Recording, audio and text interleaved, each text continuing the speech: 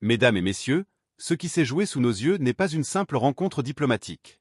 C'est un tournant historique, une bascule qui pourrait redessiner les équilibres mondiaux pour les décennies à venir. Vladimir Poutine et Kim Jong-un se sont retrouvés dans un contexte hautement symbolique. Les commémorations de la victoire contre le fascisme. Mais derrière les drapeaux, les cérémonies et les discours officiels, ce sont des messages puissants, lourds de sens et aux conséquences potentiellement explosives qui ont été échangés.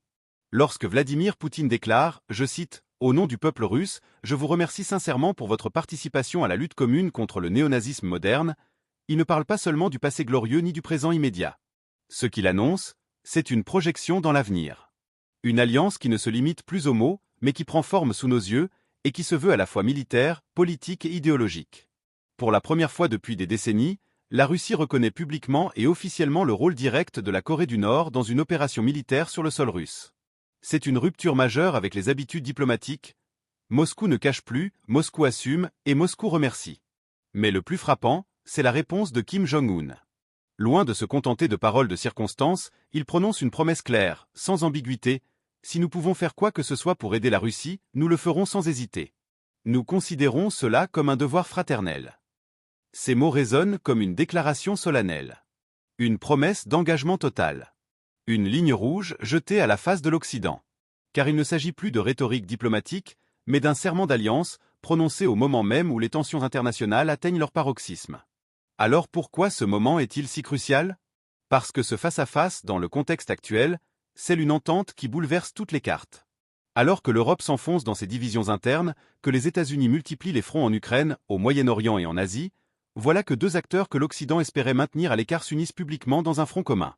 Une alliance qui ne se contente pas d'exister en coulisses, mais qui s'affiche, qui se revendique et qui met au défi l'ordre mondial construit par l'Occident depuis la fin de la Seconde Guerre mondiale.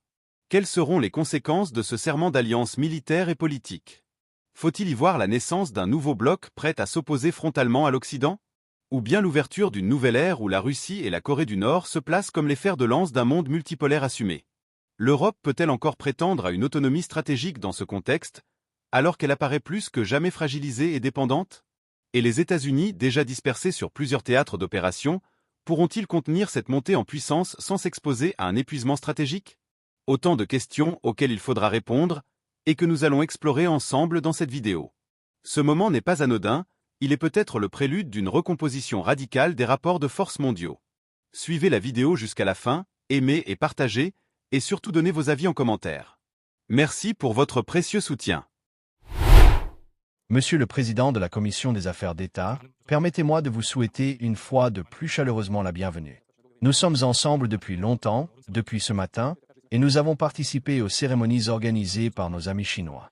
Je tiens à souligner que toutes ces manifestations se sont déroulées avec brio, simplicité, brio, à un niveau élevé et d'une manière ou d'une autre, concernent directement nos pays, car nos pays ont participé à la lutte commune contre le nazisme, le fascisme et le militarisme.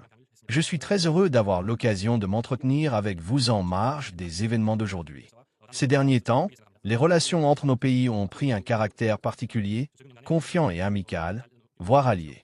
À votre initiative, comme chacun sait, vos forces spéciales ont participé à la libération de la région de Koursk, conformément à notre nouveau traité relatif à un partenariat stratégique global entre la Fédération de Russie et la République populaire démocratique de Corée. Je tiens à souligner que vos soldats ont combattu avec courage et héroïsme.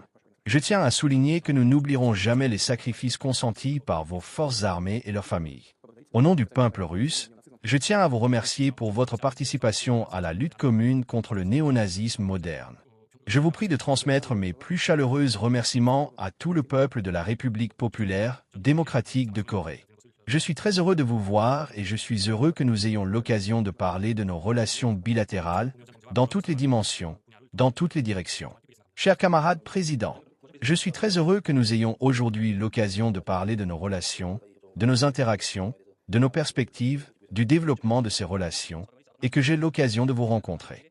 Depuis la conclusion de notre traité interétatique en juin de l'année dernière, les relations entre nos pays se sont développées dans tous les domaines. Dans le cadre de cet accord et conformément à nos obligations découlant de cet accord avec le peuple et l'armée russe frère, nous avons mené une lutte commune.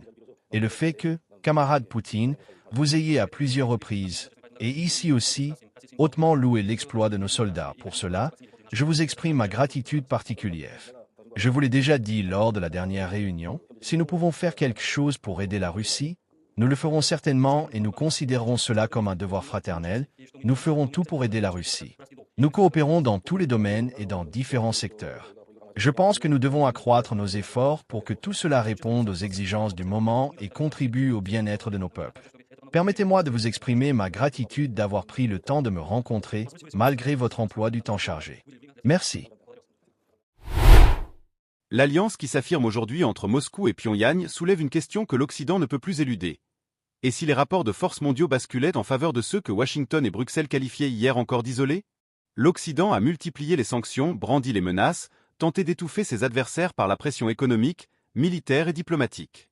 Mais voilà que deux nations, longtemps marginalisées par le discours occidental, affichent au grand jour leur solidarité stratégique. Faut-il y voir un simple effet d'annonce ou le signe d'un basculement historique qui défie ouvertement la logique de domination occidentale? Car il ne faut pas se tromper. La promesse solennelle de Kim Jong-un de considérer l'aide à la Russie comme un devoir fraternel n'est pas qu'un geste symbolique. C'est une déclaration de guerre froide, une réponse directe au narratif occidental qui prétend défendre la démocratie en imposant ses règles au reste du monde. Il est temps de poser la vraie question. L'Occident est-il prêt à affronter les conséquences de sa propre arrogance? En poussant la Russie dans ses retranchements, en maintenant la Corée du Nord sous un régime de sanctions suffocantes depuis des décennies, n'a-t-il pas créé, malgré lui, les conditions idéales pour la naissance d'une alliance militaire que personne n'osait imaginer il y a encore quelques années?